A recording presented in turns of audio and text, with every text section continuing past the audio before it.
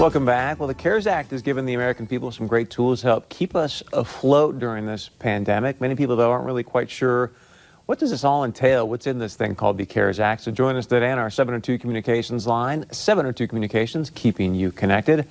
Our good friend, Tony Walls from the Town and Country Credit Union. Tony, welcome to the show. It's great to have you with us. Let's just start with sort of what's in this CARES Act to help people, because if people are like me, I still haven't gotten my $1,200. So what's the story? You know, it varies from the person. You can check on their website and you can see if it's available or not. So I would say go to the website, if it's available, see if it's coming. And that's the government thing. We get calls, and I'm sure other financials get calls too about, you know, is my money going to be here? We have no idea. It gets here when it gets here. That's always fun government stuff that goes on. And that's basically what you're looking at. So, but I mean, you know, there's some people out there that are saying, hey, wait a second, I need that money to pay rent or put some food on the table. So if that money's not there, are there other things in this bill that help them stay afloat? You know what? I haven't obviously read the full thing, but I do give some advice, and there's a couple things that I wanted to touch on. The first is, if you're a homeowner, a lot of them are doing a forbearance on the loan, but there's a couple different ways that can go. So if let me just adjust. Oh, geez. There's a couple different ways that can go, and it can be, sorry, technical difficulties. There's a couple different ways that can go. One of them is that they can defer it for a long time, and they just put the payments at the end of the loan, say if they do a 6-month, or some of them will do like a 2-month, but then after, you know, a certain amount of time, they just add that to the next payment. So that really doesn't help the cause sometimes, if that makes sense. I think so. So what you're saying is I can call up my mortgage lender and say, hey, look, right now I'm having some challenges. Can you take, for example, 6 months payments and just put that on the back end of my loan, and they'll do that for you? Some of them will. Some of them will just add it to some of the more current ones. So if you do a 1 or 2 month, they may add that maybe spaced over the next 12 months of payments, which can make things worse down the road. So you really want to make sure, if they're going to do a forbearance or a skip pay on your mortgage, exactly how that's going to play out in the end.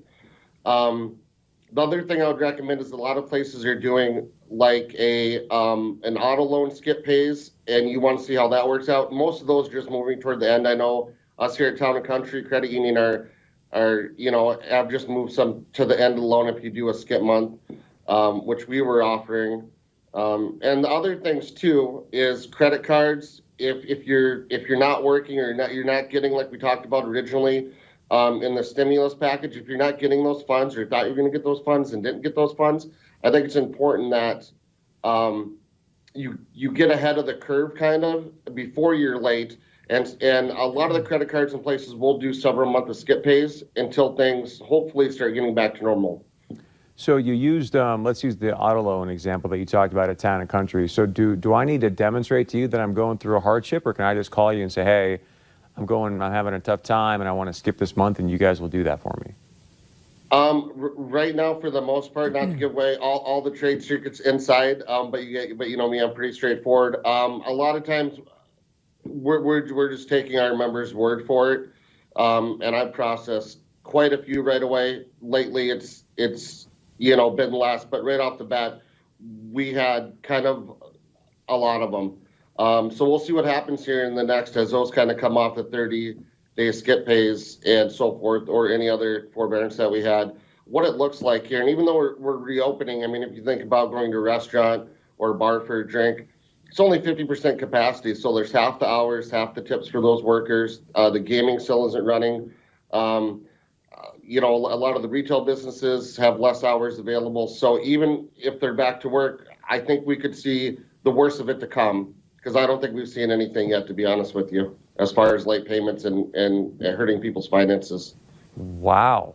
All right, we'll wrap it up there then. And if people want to get a hold of you, Tony, how do they do that?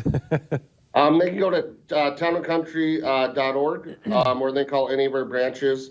You can apply online. We're doing everything online. Our lobbies are still closed for the time being, but we can open accounts, car loans, everything else. And sorry about the little technical glitch there with the phone. Newer to Skype. So thanks for having me on again, and hopefully we'll see you soon. Hopefully we'll be back in the studio soon, Chris. Yeah, man, it'd be great to see you face to face, and thank you as always for the insight and for joining us, Tony. We appreciate it. Yep, thanks a lot. You guys have a great day. Have a great day. All right, stay with us. We got a lot more coming up right after this.